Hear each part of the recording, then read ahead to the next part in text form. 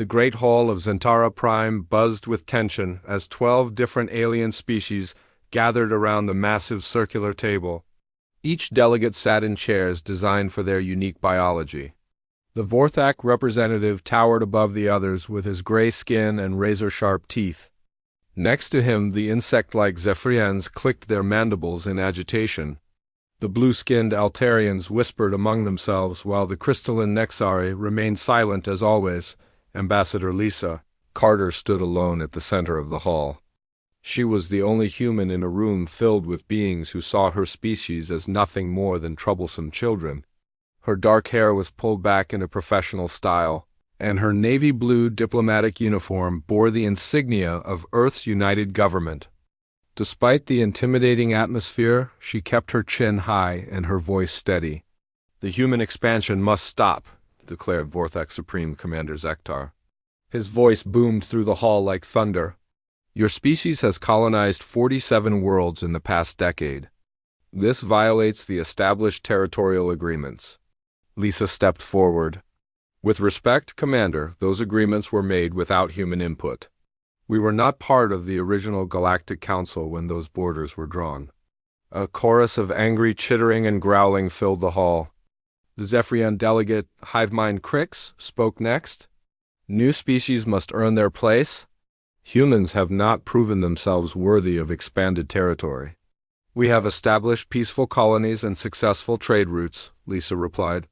"Our settlements have not attacked any council worlds or threatened any established species." The Altarian delegate, Chancellor Vexith, leaned forward. His large black eyes reflected no emotion. "Peace is not the issue. Your rapid expansion threatens the balance we have maintained for 3,000 years. Lisa looked around the room at the hostile faces. These beings represented civilizations that had ruled the galaxy long before humans discovered fire. The Vorthak Empire controlled over 200 worlds. The Altarian Federation commanded vast fleets of warships. Even the smallest council member, the Nexari Collective, possessed technology that humans could barely understand. "What exactly are you proposing?"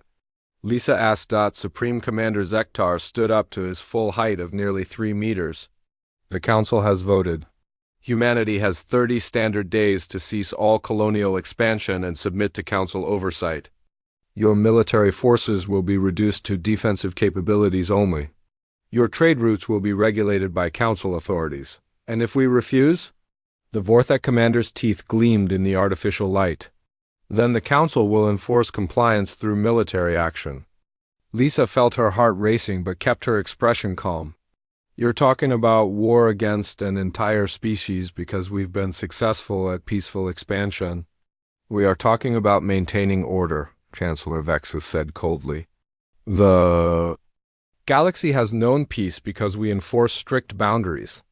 Humans are disrupting that peace." From her position at the center of the hall, Lisa could see the other delegates nodding in agreement. The insect-like Zephyrians seemed particularly eager for conflict. Their species had built their reputation on conquest before joining the Council centuries ago. "I request time to consult with my government," Lisa said. "You have 3 standard days to respond," Zektar declared. "The Council's decision is final. Humanity will comply or face the consequences." As the session ended, Lisa walked through the corridors of the massive Council building.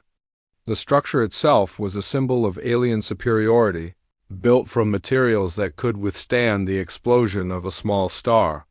The walls displayed holographic records of Council victories over the past millennia, species that had challenged the established order and been crushed. Captain Jake Sullivan waited for her near the human diplomatic quarters. His military uniform marked him as the commander of Earth's fastest diplomatic vessel, the UES Mercury. Jake was a tall man with graying hair and eyes that had seen too many hostile first contacts. "How bad is it?" Jake asked as they walked toward the secure communication room. "Worse than we expected," Lisa replied. "They're not interested in negotiation. This is an ultimatum." "What kind of timeline are we looking at?" 30 days to surrender our independence. 3 days to give them our answer." Jake stopped walking. "Lisa, you know what Earth's response is going to be?" She nodded grimly. Admiral Torres has been preparing for this possibility. They entered the communication room, which was shielded against alien surveillance technology. Jake activated the quantum communicator, establishing a secure link to Earth Command. The device hummed to life, creating a small holographic display. Admiral Rick Torres appeared in the projection. His weathered face showed no surprise at the news. "Ambassador, Captain, I assume the Council has made their position clear." "They want complete submission, Admiral," Lisa reported. "Military restrictions, economic oversight, an end to colonial expansion. They're treating us like a conquered species." "How long do we have?" 30 days before they attack. "But Admiral, their fleet is massive. Intelligence reports suggest over 500 warships are already mobilizing." Admiral Torres was quiet for a moment. "Captain Sullivan, I'm ordering you to maintain your position and continue diplomatic protocols. Do not give the Council any reason to move up their timeline." Understood, sir." The Admiral turned his attention to Lisa. "Ambassador, I need you to buy us as much time as possible. Use every diplomatic trick you know. We need those 30 days. "Admiral, what aren't you telling us?" Lisa asked. She had worked with Torres long enough to recognize when he was holding back information. Torres smiled for the first time during the conversation. "Let's just say that the Council may have underestimated human ingenuity. Continue your mission. Earth will not surrender." The communication ended, leaving Lisa and Jake alone in the shielded room. Outside, the alien city of Zentara Prime continued its ancient routines, unaware that in 30 days the balance of galactic power might shift forever. "What do you think he meant?" Jake asked. Lisa stared at the now dark holographic projector.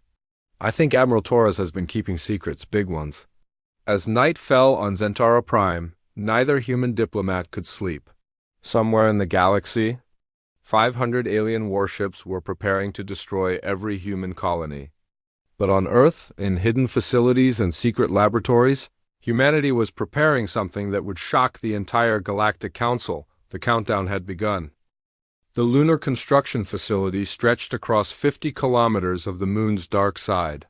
Hidden from Earth and shielded from deep space scanners, the massive complex had been humanity's best-kept secret for 5 years. The project employed over 10,000 workers who lived in underground cities carved from lunar rock. Dr. Sam Mitchell walked through the main assembly bay, his boots clicking against the metal flooring. The sound echoed in the enormous space that housed humanity's greatest achievement. Above him, suspended by magnetic fields and support beams, hung a warship unlike anything the galaxy had ever seen. The UES Guardian stretched 3 kilometers from nose to tail. Its hull was a dark blue-black metal that seemed to absorb light rather than reflect it. Strange geometric patterns covered its surface, creating an almost organic appearance. Gun ports and weapon systems were hidden beneath retractable panels, giving the ship a sleek and deadly look. "She's beautiful, isn't she?" said Commander Alex Hayes as he joined Dr. Mitchell on the observation platform. Alex was younger than most space commanders, but his skills as a pilot and tactical expert had earned him the position of Guardian's flight operations chief. "Beautiful and terrifying," Sam replied. "Sometimes I wonder if we've created something too powerful." Alex studied the massive vessel. "The Galactic Council has given us no choice. They see us as a threat because we're expanding too fast. But they don't understand that expansion is what humans do. It's who we are." General Kate Thompson approached from behind them. Her gray hair was pulled back in a military style, and her uniform displayed ribbons from conflicts across human space. She had been handpicked to oversee Operation Fortress, the code name for humanity's secret weapon program. "Gentlemen, we just received word from Admiral Torres.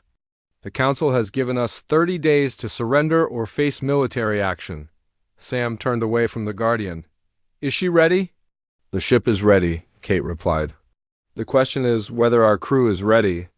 They walked toward the command center, passing through corridors lined with viewing windows. Outside, hundreds of workers in pressure suits continued final preparations. Robot assemblers moved massive components into position while human technicians made last-minute adjustments. "Tell me about the weapon systems again."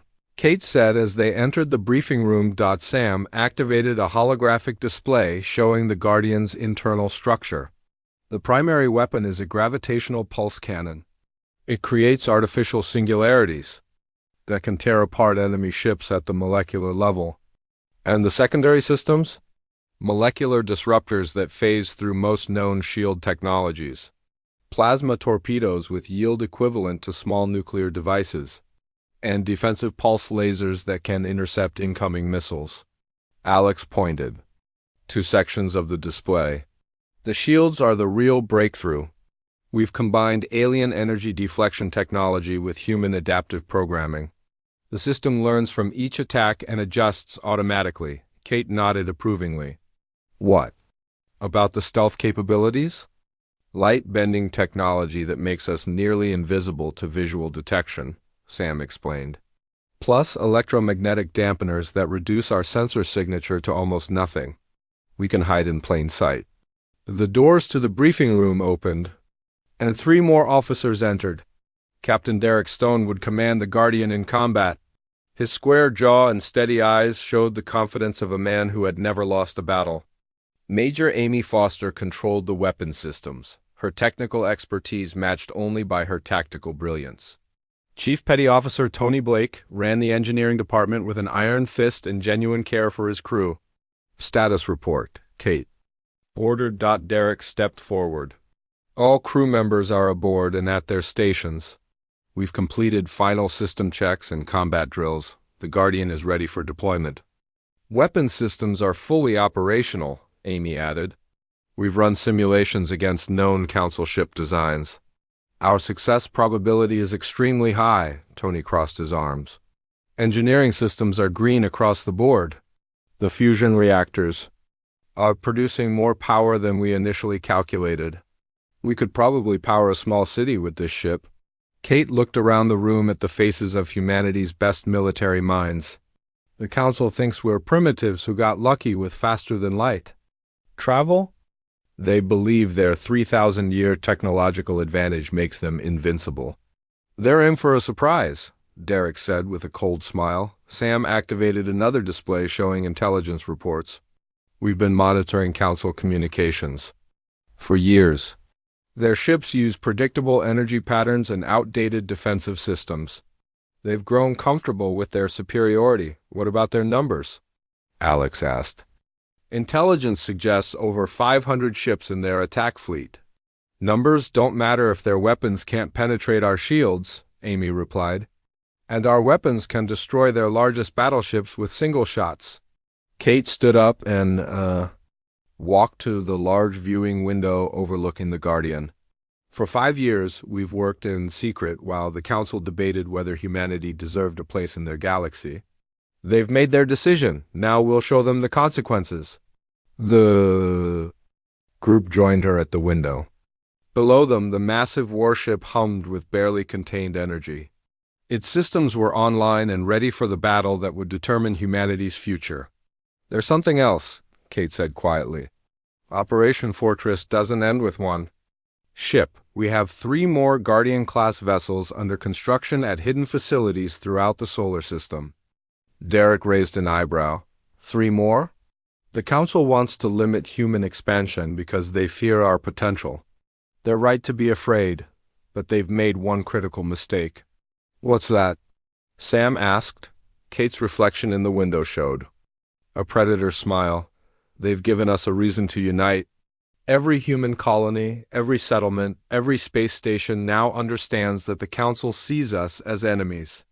We're not just defending Earth anymore. We're defending the idea that humans belong among the stars. Tony checked his watch. Ma'am, we have confirmation that the Council's fleet has begun moving toward human space. They're not waiting the full 30 days. How long do we have? 18 days until they reach our outer colonies. Kate turned back to the group.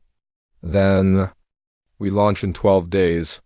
The Guardian will take position near Jupiter and wait for the perfect moment to strike. What about the crew families? Alex asked. They'll be evacuated to the deep space stations.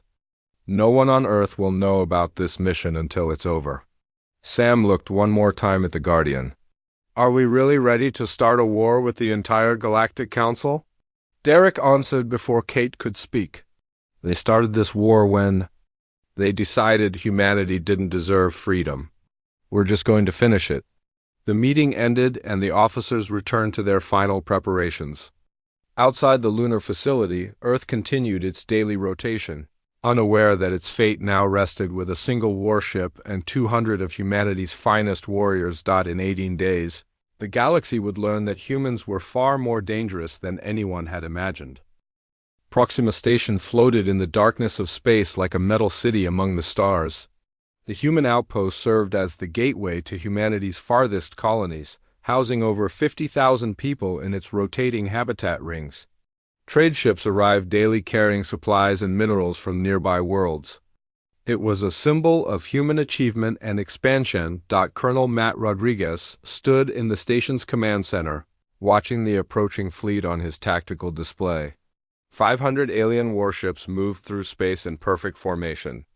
Their hulls gleamed with energy shields and weapon systems that had conquered worlds for thousands of years. "Sir, they're still demanding our surrender," reported Lieutenant Sarah Wells from her communications station. The young officer's voice remained steady despite the fear in her eyes. "Tell them we're civilians and traitors," Matt replied. "We pose no military threat." Sarah transmitted the message and waited for a response. The alien fleet continued its approach without slowing down. Their lead ships were massive dreadnoughts that could destroy the station with a single volley. "Colonel, I'm receiving a reply," Sarah said. "It's from the Vorthek flagship." The main screen activated, showing the intimidating figure of Admiral Zektar. His gray skin looked like stone, and his razor teeth gleamed as he spoke. Behind him, the bridge of his warship bustled with alien crew members preparing for battle. "Human. Commander, I am Admiral Zektar of the Vorthek Empire. Your species has defied the Galactic Council's ultimatum. Surrender your station immediately, or we will destroy it." Matt stepped forward. "Admiral, this is a civilian facility. We have families and children aboard. We're not a military target." "Oh. Human presence beyond your home system is now considered hostile," Zektar replied. "You have 10 minutes to evacuate your people to escape pods. After that, we will demonstrate the price of defying the Council." The transmission ended, leaving the command center in tense silence. Matt looked around at his officers, seeing the mix of fear and determination on their faces. These were good people who had volunteered to serve at humanity's edge of space. "Begin emergency evacuation procedures," Matt ordered. "Priority goes to families with children. All civilian personnel to the escape pods." "What about the defense platforms?" asked his tactical officer. Matt studied the alien fleet on his display. Proxima Station had 12 defensive platforms armed with plasma cannons and missile systems. Against 500 Council warships, they might as well throw rocks. "Bring them online. We'll make them work for it." Throughout the station, alarm klaxons blared as 50,000 people rushed toward evacuation points. Parents carried children while maintenance workers helped elderly residents reach the escape pod bays. The human spirit of cooperation showed itself even in the face of overwhelming odds. Captain Ben Harris watched the evacuation from his scout ship docked at the station's outer ring. His small vessel could carry 20 refugees at most, but he knew every life saved would matter. His cargo bay already held 12 families from the agricultural section. "Captain Harris," came Matt's voice over the comm system, "we need you to get those people to safety and warn the inner colonies. Tell them what happened here." "Understood, Colonel." "What about you and your crew?" "We're staying. Someone has to send a message that humans don't run without a fight." Ben's hands tightened on his ship's controls. He had served with Matt in the Colonial Defense Force for 8 years. They had fought pirates and hostile alien raiders together. Leaving him behind felt like betrayal. "Matt, you can't stop 500 ships with 12 platforms." "Maybe not, but we can show them that humans aren't afraid." The 10-minute deadline passed quickly. Most of the civilian population had reached escape pods, but thousands remained trapped in the deeper sections of the station. The evacuation Ships fled toward the inner system, their engines blazing as they ran from the advancing fleet. Admiral Zektar appeared on screen again. Your time is finished, human. Witness the power of the Galactic Council. The Lid Vorthak dreadnought fired its main plasma cannon. The beam of superheated energy struck one of the station's habitat rings, tearing through the metal structure like paper. Atmosphere vented into space in a brilliant cloud of frozen air and debris. Return fire! Matt shouted. Proxima station's defense platforms opened up with everything they had. Plasma bolts and missiles streaked toward the alien fleet, but most were stopped by energy shields that flickered briefly before returning to full strength. A few hits poured against smaller Council ships, causing minor damage but no real harm. The alien response was overwhelming. Dozens of warships fired simultaneously, their combined firepower reducing the defense platforms to glowing wreckage within minutes. The station's outer docking arms broke apart under the assault, sending more debris spinning into the void. Hull breaches on levels 40 through 60, Sarah reported. Emergency bulkheads are holding, but we're losing structural integrity. Matt activated the station-wide communication system. All remaining personnel, abandon ship immediately. This is not a drill. Get to the escape pods now. Another wave of alien fire struck the station's central hub. The command center shook violently as support beams twisted and emergency lighting flickered. Through the cracking viewports, Matt could see escape pods launching like seeds from a dying flower. Double quote, sir, we should go, Sarah said. The structure won't hold much longer. Negative. Keep transmitting our situation to Earth Command. Make sure they know what the Council did here. From his fleeing scout ship, Captain Ben Harris watched Proxima Station's final moments. The massive structure broke apart under continued bombardment, its rotating sections separating and tumbling through space. Thousands of years of human engineering. And dreams died in minutes, but Admiral Zektar wasn't finished. His fleet targeted the fleeing cargo ships carrying refugees. Plasma cannons reached out across space, vaporizing the slow-moving vessels one by one. Families that had survived the station's destruction died in brilliant flashes of light. Monsters, Ben whispered, pushing his ship's engines to maximum power. The Vorthak Admiral broadcast on all frequencies, ensuring his message reached every human settlement. This is the fate of those who defy the Galactic Council. Submit to our authority, or share the destruction of Proxima Station. Sarah Wells managed to transmit one final message before the command center was destroyed. Her voice, calm despite the chaos around her, carried across space to warn humanity of what was coming. Earth Command, this is Proxima Station. The Council. Fleet has attacked civilian targets. They're not interested in military victory. They want complete extermination. Colonel Rodriguez and I are transmitting all tactical data. Make them pay for what they've done here. The transmission ended as the station's reactor core overloaded, creating a brief new star in the darkness of space. Admiral Zektar watched the explosion with satisfaction, believing he had sent a clear message about the consequences of challenging the established order, but hidden sensors throughout the system had recorded everything. The Council's attack on civilians and their destruction of evacuation ships would soon reach Earth Command, where Admiral Torres waited with humanity's secret weapon. The galaxy was about to learn that destroying Proxima Station was the worst mistake the Council could have made. The Youth Guardian emerged from the shadow of Europa like a ghost materializing from the void. For 12 hours, the massive warship had waited in the Ice Moon's magnetic field, hidden from all sensors while the Galactic Council's fleet advanced toward the inner solar system. Captain Derek Stone stood on the Guardian's bridge, watching the tactical display show 500 enemy contacts moving in perfect formation. The alien fleet had grown confident after destroying Proxima Station. They expected no real resistance from the primitive humans who dared to challenge galactic order. Contact bearing 27 Mark IV, reported the sensor officer. Vorthak heavy cruiser scanning our position.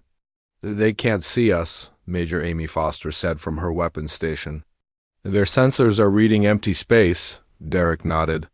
The Guardian's stealth systems had been tested against captured alien technology for 2 years. Human engineers had found weaknesses in Council sensor arrays that the aliens themselves didn't know existed. "Sir, we're receiving a transmission from the lead Vorthek ship," announced the communications officer. "Put it through." Admiral Zektar's image appeared on the main screen. The alien commander looked even more intimidating than before, his gray skin marked with fresh ritual scars celebrating his victory at Proxima Station. "Humans of the Sol System, I am Admiral Zektar. Your outer colonies have been destroyed as promised. Surrender now, and your deaths will be quick. Continue to resist, and we will make your species extinct." Derek stepped forward, activating the Guardian's communication array. For the first time in 5 years, humanity's secret weapon announced its presence to the galaxy. "Admiral Zektar, this is Captain Derek Stone of the United Earthship Guardian. You have murdered innocent civilians. Your fleet will withdraw from this system immediately." The silence that followed lasted nearly 30 seconds. On alien bridges. Throughout the fleet, sensor operators scrambled to locate the source of the transmission. Their equipment detected no ships larger than a few civilian craft fleeing toward Mars. Finally, Zektar responded with what sounded like laughter. "Captain Stone, our sensors show no military vessels in this system. Are you hiding behind an asteroid?" "We're right here, Admiral." Derek nodded to his tactical officer, who deactivated the Guardian stealth systems. A massive warship shimmered into view like a mirage becoming solid. 3 kilometers of dark metal and hidden weapons appeared where empty space had been moments before.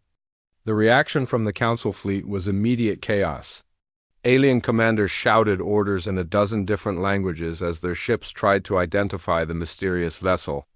Their databases contained no information about human military capabilities beyond basic defensive platforms. "Impossible," Zektar whispered, his confident manner evaporating. "Our intelligence reports indicated no human warships above frigate class. Your intelligence was incomplete, Admiral. Now I'm ordering you one final time. Withdraw your fleet or face the consequences." The Vorthek commander's shock quickly turned to rage. No species had spoken to him with such disrespect in centuries. His empire commanded the largest fleet in Council space, and his personal flagship could destroy most planetary defense systems single-handedly. One ship against 500? Human, your arrogance will cost your entire species. All vessels, target that ship and destroy it. The Council fleet opened fire simultaneously. Hundreds of plasma cannons and energy weapons created a light show that could be seen from Earth's surface. The combined firepower was enough to crack a small moon, all focused on the Guardian's position. When the energy dissipated, the human warship remained untouched. Its shields had absorbed the massive attack without showing any sign of strain. The adaptive defense systems had analyzed each weapon type and adjusted accordingly, rendering the alien arsenal useless. "Our turn," Derek said calmly. Major Amy Foster activated the Guardian's primary weapon system. Deep within the ship's hull, gravitational field generators began spinning up to full power. The artificial singularity cannon required enormous energy, but the results were worth the cost. "Target the Vorthek heavy cruiser at grid reference 7 Alpha, Derek ordered. "Single shot." "Firing," Amy replied, the gravitational pulse shot. From the Guardian's main gun array, invisible to most sensors but devastating in effect. When it struck the Vorthek cruiser, the ship simply ceased to exist. The artificial singularity tore the vessel apart at the molecular level, reducing 1,500 alien warriors to scattered atoms in less than a second. The Council fleet fell silent. For 3,000 years, they had been the predators of the galaxy. Now they faced something that could destroy their most powerful ships with a single shot. What weapon was that? Zektar demanded, his voice no longer carrying its earlier confidence. "Gravitational pulse cannon," Derek replied. "We have 12 more just like it?" That was a lie. The Guardian mounted only 3 of the massive weapons, but the alien commander didn't need to know that. Derek had learned that psychological warfare could be as effective as advanced technology. Chief Petty Officer Tony Blake spoke from his engineering station. "Captain, all systems are operating at peak efficiency. We can maintain this engagement indefinitely. Derek nodded and opened a channel to the entire Council fleet. Alien commanders, you have witnessed a demonstration of human military capability. Your ships are outmatched. Your weapons cannot penetrate our defenses. Your survival depends on your next decision. Several smaller Council vessels began withdrawing from the formation. Their commanders had enough sense to recognize a losing battle when they saw one. But the Vorthak and their closest allies held position, unwilling to accept that their technological superiority had been challenged. You think one ship makes you equals? Zektar snarled. We have conquered 1,000 worlds. We will not be intimidated by human trickery. This isn't trickery, Admiral. This is evolution. Derek activated the Guardian's secondary weapons. Molecular disruptors emerged from hidden ports along the ship's hull, their targeting systems locking onto multiple enemy vessels. Unlike traditional energy weapons, these devices could phase through most known shield technologies. Fire at will. 6 Council ships died in the next 10 seconds. The molecular disruptors tore through their hulls like they were made of paper, causing catastrophic explosions that lit up the darkness of space. The alien commanders watched in horror as their most advanced defenses proved worthless against human innovation. Impossible, whispered Chancellor Vexith from the Altarian flagship. No species develops this quickly. They were using chemical rockets 50 years ago? Captain Ben Harris watched the battle from his position near Mars, having barely escaped the destruction at Proxima Station. His small scout ship's sensors could barely comprehend what they were recording. A single human vessel was outfighting the most powerful fleet in galactic history. This is Captain Harris to all human settlements, he broadcast. The Guardian is engaging their Council fleet. Repeat, we have a chance. The cavalry has arrived. Back on the Guardian's bridge, Derek studied the tactical display. The alien formation was beginning to break apart as panic spread through their ranks. Some ships fled toward the outer system, while others fired desperately at the human warship, their weapons having no more effect than before. Admiral Zektar, Derek said over the communication channel. You called us primitives? You murdered our civilians?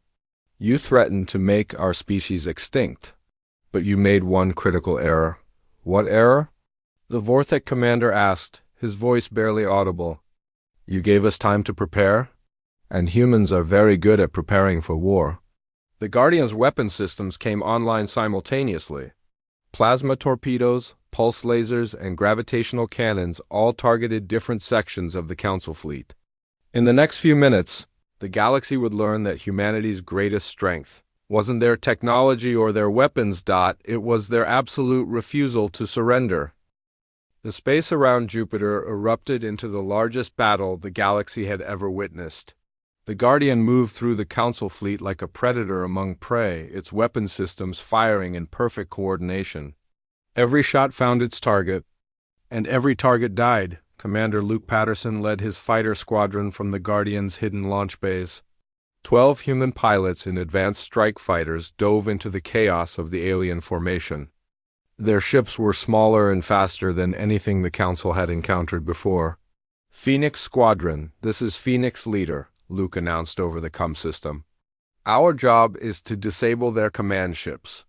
Hit the communication arrays and sensor clusters. Make them blind and deaf. The human fighters scattered across the battlefield, using hit-and-run tactics that confused the alien gunners. Council ships tried to track the small vessels but found their targeting systems unable to keep up with the human pilots' aggressive maneuvers. Lieutenant Grace Murphy monitored the battle from her position at the Guardian's tactical station. Her computer screen showed real-time analysis of enemy movements and weapon patterns. The ship's artificial intelligence system, nicknamed Oracle, processed data faster than any organic mind could comprehend. Captain, Oracle is predicting the aliens will attempt a coordinated attack on our port side in 43 seconds, Grace reported. Captain Derek Stone studied the tactical display. The Council fleet was trying to use their numerical advantage, but their formations were predictable. Their commanders had grown comfortable with standard battle tactics that hadn't changed in centuries. Adjust our position 15 degrees starboard. Derek ordered. Prepare to launch torpedoes when they commit to their attack. The Guardian's engines fired briefly, moving the massive ship out of the enemy's predicted firing solution. When 60 Council vessels opened fire on empty space, the human warship was already positioning for a devastating counterattack. Fire torpedoes, Derek commanded. 12 plasma torpedoes erupted from the Guardian's launch tubes, each one guided by Oracle's precise targeting calculations. The weapons moved through space like living things, adjusting their course to intercept fleeing enemy ships. When they struck, the results were spectacular. Admiral Zektar watched from his flagship as another wave of his ships died in brilliant explosions. His fleet had been reduced from 500 vessels to less than 300 in just 30 minutes of combat. The humans were fighting with technology and tactics that seemed impossible. All ships, concentrate fire on that vessel's engines, Zektar ordered. If we can disable their movement, we can surround them. The remaining Council fleet focused their weapons on the Guardian's rear section, hoping to damage the propulsion systems. Hundreds of energy beams converged on the human ship's engine pods, creating a light show that could be seen across the solar system. Chief Petty Officer Tony Blake monitored the damage reports from his engineering station. The alien weapons were powerful, but the Guardian's adaptive shields had learned to counter each attack type. The energy was absorbed and redirected, causing no significant damage. Engineering to bridge, Tony announced. All systems normal. They're not even scratching the paint. Major Amy Foster activated the Guardian's point defense systems. Dozens of pulse lasers emerged from hidden ports across the ship's hull, creating a web of deadly energy that intercepted incoming missiles and torpedoes. The defensive grid was so efficient that nothing smaller than a battleship could get through. Captain, I'm detecting movement from the Altarian heavy cruisers, Grace reported. They're trying to flank us from above. Derek smiled coldly. The aliens were still thinking in terms of traditional space combat, treating the battle like a naval engagement. On an ocean? They didn't understand that the Guardian had been designed for a three-dimensional warfare. Roll the ship 90 degrees and bring our dorsal weapons to bear. The massive warship rotated smoothly, presenting fresh weapon systems to the approaching Altarian vessels. The aliens found themselves facing gravitational pulse cannons that could destroy their ships with single shots. This is impossible, Chancellor Vexith whispered from his command bridge. No single vessel should be able to fight an entire fleet. His tactical officer looked up from his scanner display. Sir, their energy output is off the charts. They're generating more power than our entire battle group combined. Luke Patterson's fighter squadron continued their harassment attacks throughout the alien formation. The human pilots worked in perfect coordination, using their superior speed and maneuverability to stay ahead of enemy fire. Phoenix 3, you've got 2 Council fighters on your tail, Luke warned over the comm. Copy that, leader. Watch this. The human pilot pulled his fighter into a tight spiral that would have crushed an organic body under normal gravity. His ship's inertial compensators allowed maneuvers that alien pilots couldn't match. The pursuing Council fighters tried to follow but lost control and collided with each other. Sergeant Mike Collins led a boarding party that had just captured a Zephyrian destroyer. His 20 Marines had infiltrated the enemy ship using personal teleportation devices that bypassed alien shields entirely. The insect-like crew never knew what hit them. Guardian Control, this is Marine Leader, Mike reported. Target secured. We've captured their battle computers and encryption codes. Outstanding work, Sergeant. Download everything and get out of there. The information from captured alien systems flowed directly into Oracle's database, giving the artificial intelligence even more data to predict enemy movements.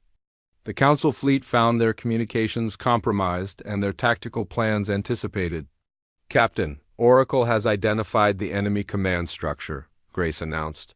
The Vorthic flagship is coordinating all fleet movements. If we eliminate Admiral Zektar, their formation will collapse. Derek studied the tactical display, seeing the massive Vorthic dreadnought at the center of the remaining enemy ships. The vessel was twice the size of anything else in the Council fleet, armed with weapons that could level cities. Target the flagship with all gravitational cannons. Full power. Sir, that will drain our main reactor for 90 seconds, Amy warned. Do it. The Guardian's 3 primary weapons fired simultaneously, creating artificial singularities that tore through space toward the Vorthik flagship. Admiral Zektar had just enough time to realize what was happening before his ship was torn apart by gravitational forces beyond imagination. The death of their supreme commander sent shockwaves through the Council fleet. Ships began fleeing in all directions as their unified command structure collapsed. Some alien captains tried to surrender while others fought desperately to escape the system. Captain, we're receiving surrender signals from 47 enemy vessels, the communications officer reported. Derek looked around the Guardian's bridge at his crew. These men and women had just fought the most powerful fleet in galactic history and won decisively. The battle that was supposed to end human expansion had instead announced humanity's arrival as a major power. Signal the surrendering ships to power down their weapons and wait for instructions, Derek ordered. As for the rest, let them run. They have a story to tell. Throughout the solar system, human colonies and space stations celebrated as word of the victory spread.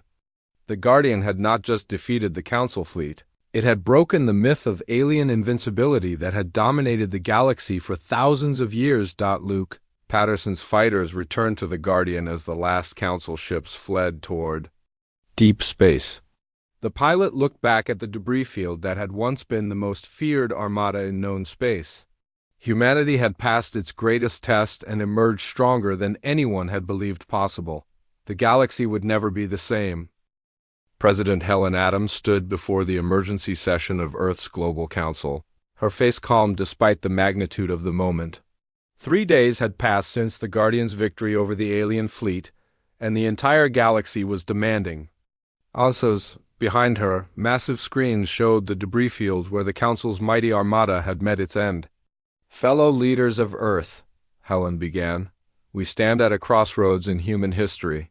For the first time, our species has proven itself equal to any power in the galaxy.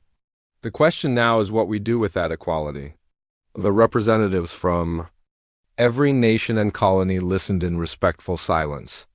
The woman speaking to them had guided humanity through its greatest crisis and emerged victorious. Her decisions in the coming days would shape the future of their species. Admiral Rick Torres entered the chamber, his uniform displaying new ribbons commemorating the Battle of Jupiter. His weathered face showed both pride and exhaustion from coordinating humanity's secret military buildup for 5 years. Madam President, we've received formal communications from the Galactic Council. They're requesting immediate ceasefire negotiations. Helen nodded. What's their tone? Very different from before. They're offering to recognize human sovereignty over all currently occupied worlds. No more demands for submission or oversight.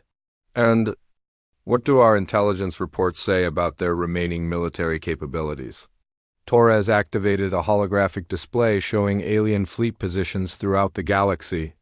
Significantly reduced. Word of our victory has spread faster than we expected. Several council member species are reconsidering their alliance with the Vorthik Empire. The chamber doors opened as Ambassador Lisa Carter returned from her mission to Zentara Prime. Her diplomatic uniform was crisp and professional, but her eyes held the satisfaction of someone who had just delivered an ultimatum to former enemies.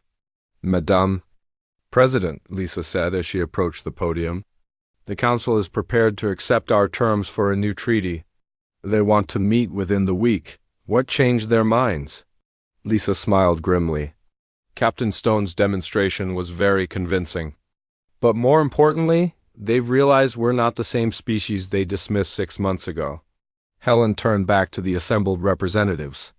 Before we proceed with negotiations, there's something you all need to know. The Guardian was not our only secret project. The chamber fell silent as Torres activated another display. 3 more massive warships appeared on screen, each one as large and intimidating as the Guardian. The vessels floated at hidden bases throughout the solar system, their dark hulls gleaming with advanced weaponry. Operation Fortress included 4 Guardian-class warships, Helen announced. The UES Defender, UES Liberator, and UES Avenger are currently conducting patrol missions in our outer territories. The galaxy thinks we won with 1 ship. They have no idea what our true capabilities are. The representatives began talking among themselves, the implications of humanity's secret fleet sinking in.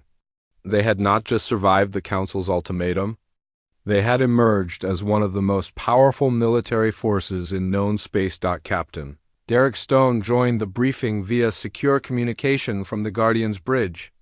His image appeared on the main screen, showing the confident smile of a commander who had just made history. Madam President, we've completed our analysis of the captured alien technology. Our engineers believe we can improve our existing ships by another 30% within the next year. What about the surrendered Council vessels? 47 ships in total. Their crews are being treated according to Galactic law, but we've learned enough from their computers to revolutionize our defensive capabilities. Helen looked around. The chamber at the faces of Earth's leaders. These men and women represented every nation and culture on the planet, but today they were united in their pride for what humanity had accomplished. The Council believed they could intimidate us into submission because we were new to the galactic community. They thought our rapid expansion was the desperate scrambling of a primitive species. They were wrong. Admiral Torres stepped forward. Madam President, there's one more thing. Our deep space monitoring stations have detected something interesting. 3 Council member species have withdrawn their fleets from joint operations. The Nexari Collective has already sent private communications expressing interest in trade. Agreements. Are they abandoning the Council? Not yet. But they're hedging their bets? Our victory has shown them that the old order isn't as stable as they believed. Lisa activated her personal datapad, reading from diplomatic reports. The Zephyrian hive mind has formally apologized for their participation in the attack on Proxima Station. They're claiming they were coerced by Vorthek military pressure. Helen considered this information carefully. The political landscape of the galaxy was shifting faster than anyone had anticipated. Humanity's demonstration of military power had created opportunities that didn't exist a week ago. What are our negotiating priorities? Torres answered first. Full recognition of human territorial claims, unrestricted trade rights, and most importantly, a guarantee that no Council member will interfere with our colonial expansion. I want more than that, Helen said firmly. We need representation on the Council itself. Equal voting rights and veto power over any military actions. The chamber erupted in excited conversation. The idea of humanity joining the Galactic Council as an equal member had seemed impossible just days ago. Now it was within reach. Captain Ben Harris, the scout pilot who had escaped Proxima Station's destruction, was present as a special observer. His testimony about the Council's attack on civilians had helped justify humanity's military response. Madame President, Ben said, what about justice for Proxima Station? 50,000 people died in that attack? Helen's expression hardened. That will be part of our demands. War crimes tribunals for the commanders responsible, reparations for the families of the victims, and a formal apology from the Council as a whole. 3 days later, Ambassador Lisa Carter stood once again in the Great Hall of Zentara Prime, but this time, the atmosphere was completely different. The alien delegates who had once looked down on humanity now watched her with a mixture of respect and fear. The Vorthek Empire, shattered by the loss of Admiral Zektar and most of their fleet, sent a junior commander to represent them. The proud warriors who had demanded human submission now sat in the smallest chairs at the council table. The United Earth government presents the following terms, Lisa announced, her voice carrying the authority of a species that had proven its strength. Full recognition of human sovereignty over all occupied worlds, immediate cessation of all restrictions on human expansion, reparations for the attack on Proxima Station, and formal admission of humanity to the Galactic Council with full voting rights. Chancellor Vexith of the Altarian Federation spoke for the Council. These terms are acceptable, but we request one condition in return. Name it. Humanity agrees to respect the territorial boundaries of existing council members. Your expansion may continue, but not into our established space, Lisa smiled. Agreed. Humanity has always preferred to build rather than conquer. The treaty was signed that day, marking the end of humanity's isolation and the beginning of a new era in galactic politics. Word of the agreement spread across known space within hours, carried by faster-than-light communications to every civilized world on Earth. President Helen Adams addressed the world from the steps of the United Nations building. Behind her, the flags of every human nation flew alongside the new banner of the United Earth Space Command. Today, humanity takes its place among the stars not as subjects but as equals. We have shown the galaxy that humans will not be intimidated, will not surrender our dreams, and will never stop reaching for the infinite possibilities that await us in the cosmos. 6 months later, the UES Guardian led a parade of human and alien vessels through the Sol system, celebrating the first joint Council-human naval exercise. Captain Derek Stone watched from his bridge as former enemies worked alongside human crews. Learning that cooperation was more powerful than conquest, the galaxy had learned to respect humanity's strength. But more importantly, humanity had learned to use that strength wisely. The age of human expansion would continue, but now it would be guided by wisdom earned through victory and tempered by the responsibility that came with power. Among the stars, anything was possible.